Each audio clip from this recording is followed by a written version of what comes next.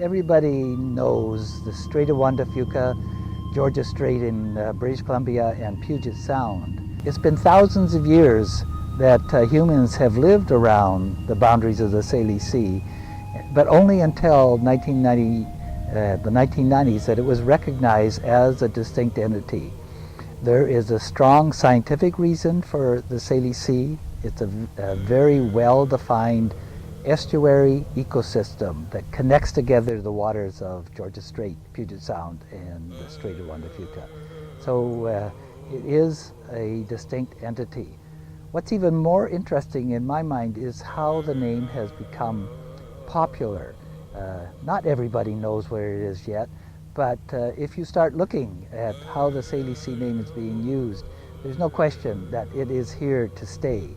And so that means it's also serving some need that people have about this place that we all live in. The Salish Sea name, I think, has its roots in the oil transportation industry.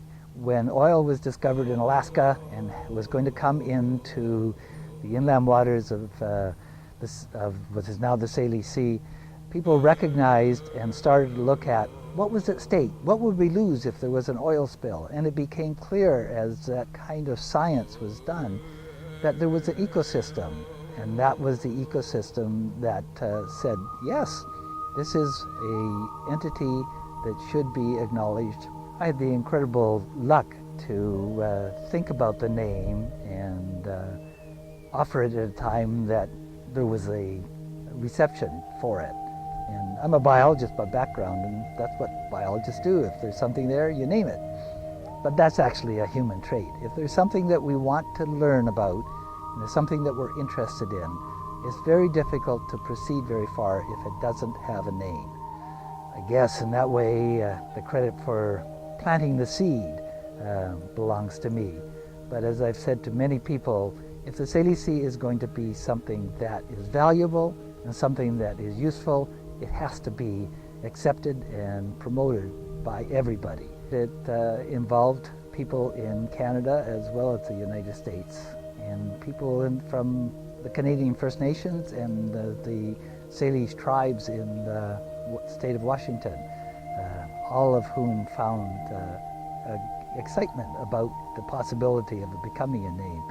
So without that groundswell of support from across the border, the name never would have gotten accepted. Western is thinking now strongly of starting an academic program that focuses on the Salish Sea. One of its stable, if we can call it that, of alternative education approaches to try to bring some greater degree of relevancy to students' programs. So hopefully in the next 5 years or so, we will see a Salish Sea program that will actively involve the faculty, not only in research, but also in understanding, for continuing to understand the sense of place and how important that is. The people who live around it, the 7 million people that are on the shorelines of the Salish Sea, find a value in that name, in connecting to the place that they live. It's more than just living on the Puget Sound.